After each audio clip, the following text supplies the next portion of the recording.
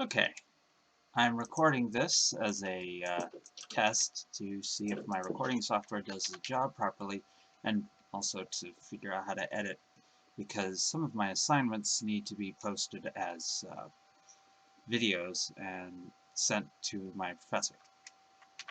So, this is a tour of my Minecraft 1.13 Plus world. Starting with my starter base. I dug down into this little island here, and basically dug out the entire interior and covered the walls with rock and stuff, put grass on top, and set up down here with a bunch of farms, storage system, etc. I removed the storage system when I started building the next one. Ender chest for moving stuff around. Alright, down here, probably hear them humming. My little starter village. This isn't actually the first village I put together. That is elsewhere in the world, but these guys are close by and completely safe from anything that might want to attack them. It's kind of kind of boring in here, but you know, at least they're safe and they're not going to jump off any staircases.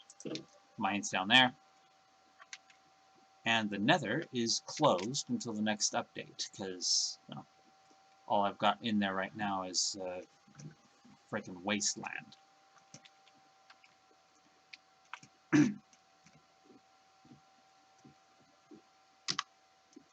Up here you can get a good view of everything around here.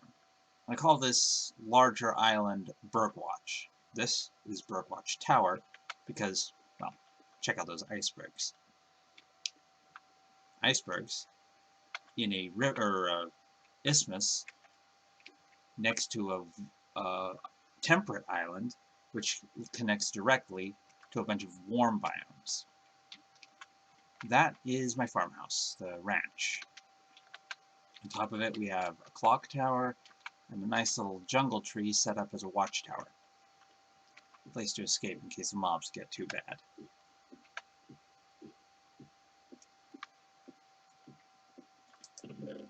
Let's get a view of the house from a few angles. The island has a few amenities, a nice skylight with a lake in it, some lighting, smaller islands, some fancy grass and a tree, and a dock. Normally I'm wearing these cool kicks. They have frostwalker on them, so I can't just jump into the sea without using my pickaxe. So I set this up with the slabs and the stairs because you can't freeze water that is waterlogging a block. Here's the Birdwatch Isthmus. Birdwatch Tower itself. I was planning to make it taller, but kind of got bored with it, so finished it off there. As you can see, the house is pretty big. It's so big, in fact, that I have no idea what to put in it. Though I am planning to keep this world for as long as physically possible, so, well, I'll end up filling it up anyway. As you can see, there's a shipwreck down there, and a ruined house, one of the ancient drowned villages. Around here you can see the outside of my little Birdwatch village, which is more of a base, really. From here you can see the house itself and the big windows on each end. I tried to go for a combination castle ranch sort of look with this thing. I'm not sure how well I pulled that off. The bottom layers has a cobblestone armor layer because cobblestone's cheap and easy to get, and creepers can occasionally show up and blow things up. My lighting system is not exactly optimal for keeping the mobs away. The staircase is also for me to keep my normal shoes on while I go down into the water for whatever reason. Usually just fixing stuff that I dug a hole in.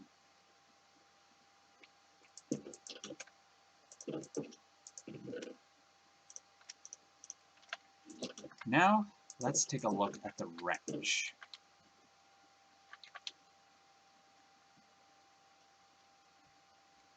This is the walkway.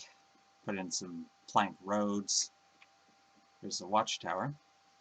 The ranch has 3 above-ground floors: the attic, main floor, and first floor, or entry floor. Throwing some carpet down here and some patterns that look okay. I'm using this floor as a sort of a museum of things I've picked up. I've got a data pack that drops heads of things that you kill. Here's some plants that I've pulled from biomes that are very far away. This world was set up with the large biomes option, so any distant biomes are very distant. Here's my bedroom. By the way, you'll have just heard the bells going off. I have the bells set up to ring at daybreak, at a couple of points in the morning, at noon, and then afternoon, and the 3-bell tone warns when the mobs are allowed to spawn. Got a few plants, clock on the wall, disc player, and my bed. And you can look out and see the farm. Bees, various plants, and animal pens right below the house. This is part of the chimney system.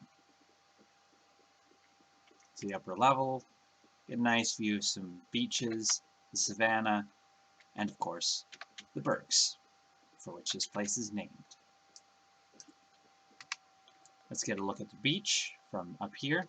Looks pretty cool. And let's get up to the top. This is the clock tower. And the roof, of course. It's up to the wall to keep people, namely me, from falling off. Last version of the game, I had pillagers spawning up here all the time because this place is right on top of where a pillager tower spawns, but I created this world before pillagers were even in the game. Consequently, I didn't even know that until I loaded this up and then recreated this world once the game updated. This is the clock. Lights that switch on when mobs can spawn. The daylight sensor that serves as the actual detection system for the clock. And of course, these chests contain items which help these comparators figure out what time it is based on the signal coming from here. This is the... give me a sec. These things are hard to operate. This is a secondary component intended to filter out storm changes to the light level. Here are our bells.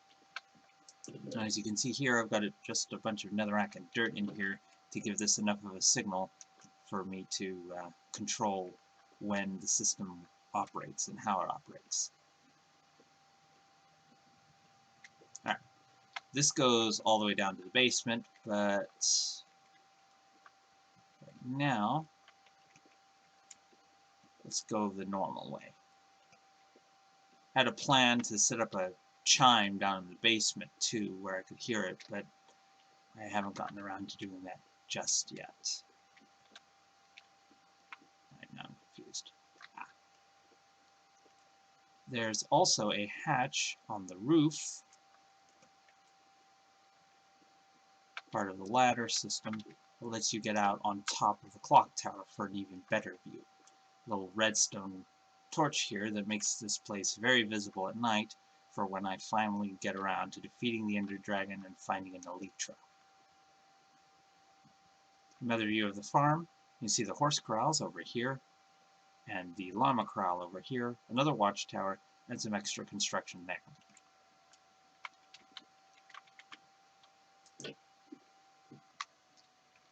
Now, let's take a look at the farm. Let's go down here. You notice the 3D textures from a group of smaller, a site that has a bunch of smaller tweaks to textures and to the behavior of the game called Vanilla Tweaks. It's an excellent thing if you want to adjust things a little bit. So is this grass texture. The chicken pen, the pig pen, beef, and you'll see our multicolored sheep pen. And of course, we walk right past the horses. Here we have Voigt, Reagan, Sunny, Donk, and Alighieri. So Alighieri and Sunny are both mules, Donk is obviously a donkey, and I got 2 horses. I bred the mules here. And the horse corral has a bunch of horses and donkeys in it, some of which I've bred, some of which I haven't. Got some bees around here. The campfire is to pacify the bees using smoke, and the water down there is a waterlogged fence post so that I don't freeze it every time I walk over it with bees. The flowers surround each of the fields in order to give the bees something to pollinate and to get nectar from. My first actual watchtower, built over this area where I planned to put another portal, but the portal synced up too quickly with my base portal, which I'll show in just a sec. This is going to be not just a town, but an outright villager city once I get it done. I'm going to dig it out down to like, I don't know, Y level 23 or something. Now this is Spawn Tower. This is the spawn point of the world, the center of the spawn chunks, which are always loaded when the world is active. And down here we have a bunch of important stuff. I moved my lava foundry from the nether out to here when I moved out, because I'm going to reset the nether once the new update comes in, and this is too important to leave there. The problem with using lava is usually that the buckets drop out into the output chest where you want your materials to come out of. Got lava, lots of lava. Ooh, wow. Let me take a look at the buckets. Notice a lot of empty buckets from that. View from here. Make sure this is set up properly. Yeah. Alright, that's the bucket filter system. A couple buckets in here. These things sail right through the filter and drop into these chests down here for me to pick up and refill with lava. Down here is a small storage system, bed, and chest for when I'm building over here. And the top bit of the mob spawner. Down here we have my zombie XP farm. Flip the switch, lights go on inside the farm, zombies come out here. I kill them, and I get experience for that. Experience which is used to repair my ship.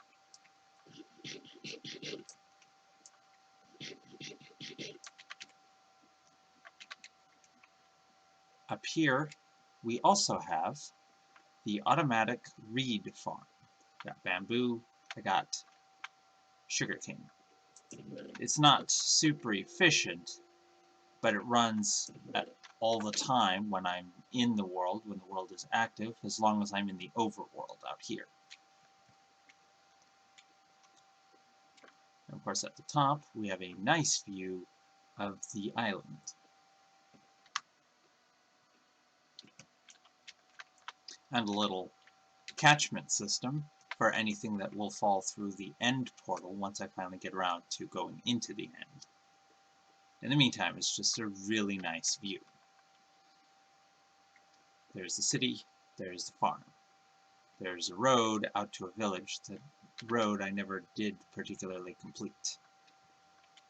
And a nice view of the shoreline and some various islands.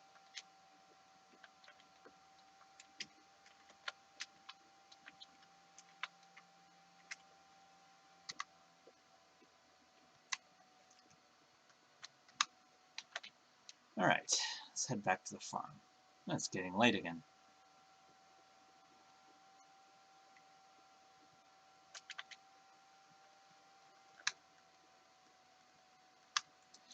This is all that remains of the bamboo and sweet berry bush hedge I built around the farm to keep mobs away.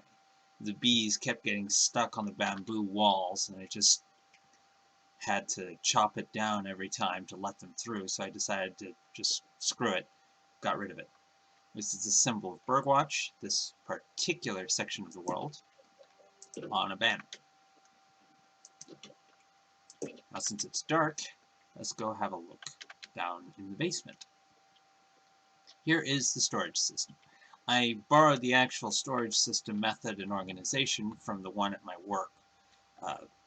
Sign on the end saying what's in here, and then a shit ton of chests and so forth. The fences and slabs and all that are just for decoration. And here my other chicken farm down the basement. And of course, Nether's closed. But this is my main Nether portal. Call this place the Stacks. I have literally everything. These colored concrete and stone lines lead to various places around here. Here's my enchantment library. And this is an incinerator. Got a dropper down there that drops directly into some lava, and a redstone system to activate and pull stuff out of this chest into the lava. Flip this, and the system activates. I built one that had a detector on it, but I couldn't quite remember how to make it work, and besides, this way is a lot simpler. This is my old forge, a lot of blast furnaces, smokers, and normal furnaces, powered by coal. I've switched away from coal because while it is fairly simple to get in the overworld, it's not particularly efficient. Instead, we're using the lava forge now. Another advantage of putting the lava forge in the other area in the spawn chunks is that it's always running when I'm in the overworld. Everything I need to craft with. I'm missing a few pieces, which I will be putting in shortly. In the meantime, this does suffice. Down here we have our office. Old fireplace, chest with banners and maps in it, photography table, loom, and another crafting bench. That's what the granite line leads to. And around here we have some other farms. My actual normal netherwort farm, my early reed farm, pumpkins and melons, sweet berries, and bamboo. And of course, chickens. These guys lay eggs in here. Oh wow, that place is full. I've got a system down here that drops those eggs and makes chickens. Give me a sec. You hear that? Give it a moment. We've got chickens coming out of there. Then the chickens all build up here. I go in, open that door, and kill them with this to make the chickens that I can eat. This is where that bamboo and sugarcane farm was, but I moved it out of here because it would only be active when I was actually in my base. This is my cocoa bean farm. Got a bunch of jungle logs set up on pistons, so when I do this, it breaks them. It only cuts about half of the workload of operating this thing, but half is better than all. Alright, that's been reloaded. Down there, of course, is my mine. Oh shit. And that's one of the best parts about these boots. Feather falling.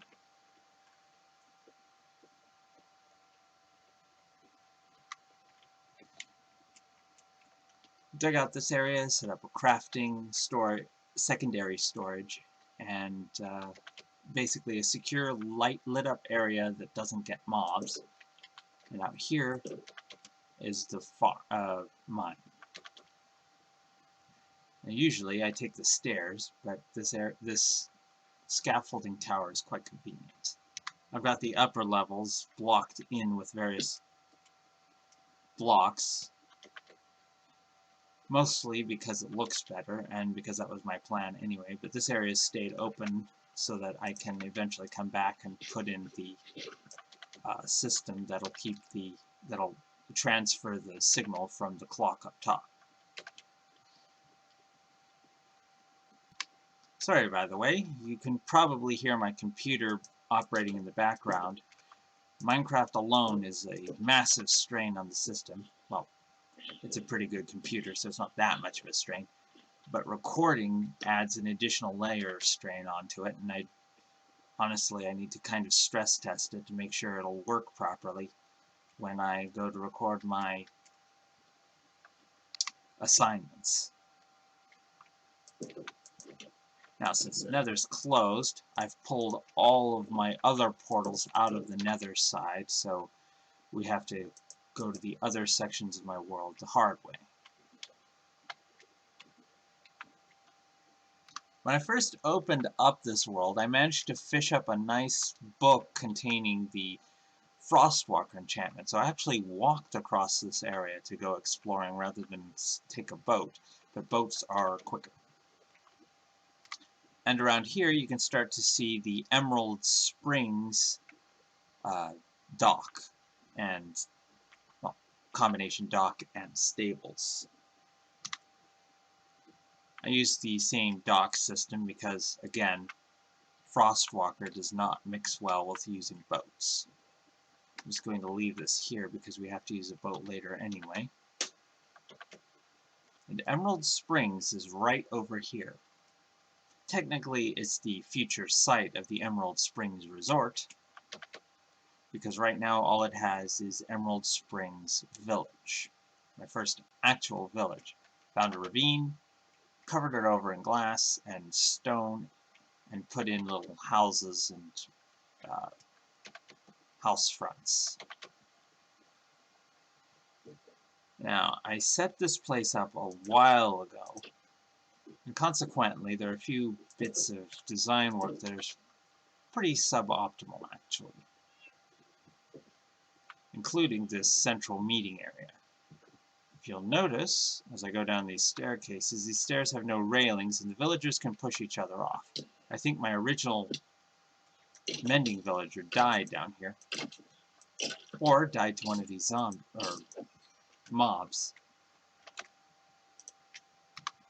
Why the iron golems didn't do anything about this, I don't know. But I guess that's my fault for not lighting this area up. This is the central meeting area. It's got a bell and the banner for Emerald Springs, a green corona over an iceberg. Ah, that explains it. These idiots are all piled up in here, clogging up the doorway.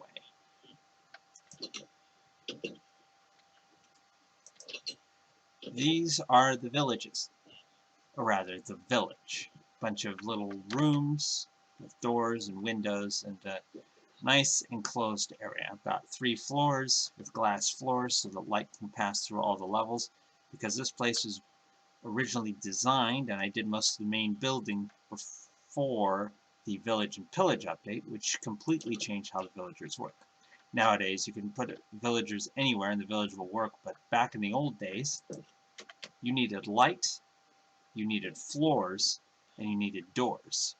The game detected how much actual sunlight was hitting in front of the door versus how much was hitting behind, and determined whether or not that counted as a door for a village. This new system is a lot more intuitive. All that matters is the number of beds, villagers, and workstations, such as this composter, or these farms, which only actually count insofar as the farmer villages can interact with them, and of course stuff like this blast furnace, or these bits. This is my bedroom here in Birdwatch. We've got a nice little mini aquarium with a codfish and a weird little fireplace. Used to have a zombie spawner over here with a setup as an XP grinder, but with with a new data pack, I made it possible to use a Silk Touch pickaxe to pick up zombie spawners, and, well, any kind of spawner, really, allowing me to put the spawners anywhere I want them to be. In the main game, you can't actually do that. The spawners break regardless of which type of pickaxe you use. Next stop, the other point of interest in this world. Got some private farms down there to make stuff to sell to the villagers. Before I built the village under the Bergwatch Tower, this was the only place to get emeralds.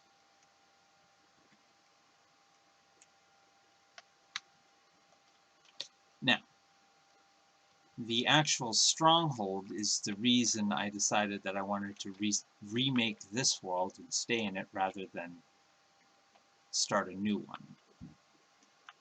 And if I remember correctly, it's this way. By the way, if you want to use this world, there's the seed right there. I will show you the coordinates for this place, and I think you might want to use it if you play this game. Below us, you can see the Ocean Monument, and right ahead of us should be the Stronghold. This is the reason I kept this world, because a stronghold is close enough to the Ocean Monument you can build around it. Wait a sec. Or at least that's my plan, to build a link between the Ocean Monument and the stronghold. Ah, there it is. I've made some alterations since I first found this place to make it more, well, homey. Planning to build an actual airlock, but in the meantime, this will do. Bedroom, closed nether portal, another airlock, water lock, something like that. And of course the actual stronghold, which I haven't actually conquered just yet. I just poked around through it, cleared out some of it, put up lights. One of the real advantages of this place, aside from it being a stronghold, is that it is also directly connected to an abandoned mineshaft, where I can get various things from. Resources, loot, and other interesting bits and pieces. Here's the mineshaft. So in this small area, here are the coordinates. If you look, I can't. If you look at your left, at the top of the second paragraph of information, at the letters XYZ, you have your coordinates. This will show you how to get to this place if you use this world. And there's the seed. Should allow you to locate this place. And at any rate, this area is a really nice spawn. It's got some excellent opportunities, which is kind of the reason I wanted to keep this place.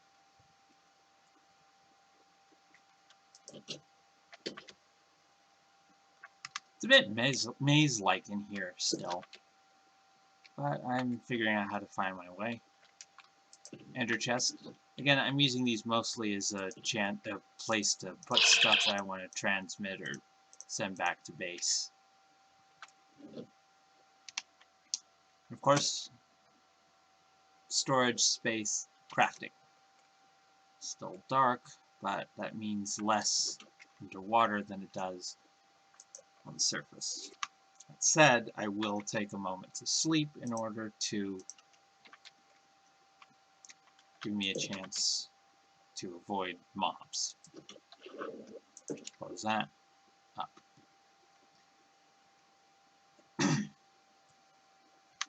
Now that concludes the world tour.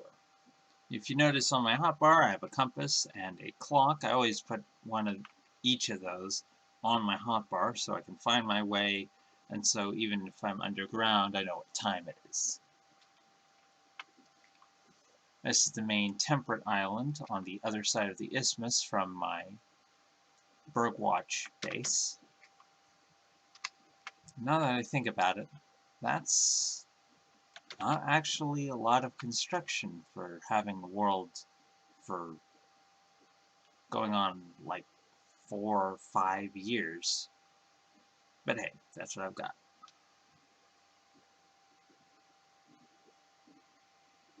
I honestly don't play this game nearly as much as I used to. A lot of other games have come and gone, but I do come back to this game every so often because it's nice to do something that's a bit less demanding than some other games tend to be. Anyway, if you've watched this video, thank you, and I might decide to upload other videos as the year progresses, given that I'm probably going to have a lot of time off between school going online and work not being quite as busy as it was. Thank you, and goodbye.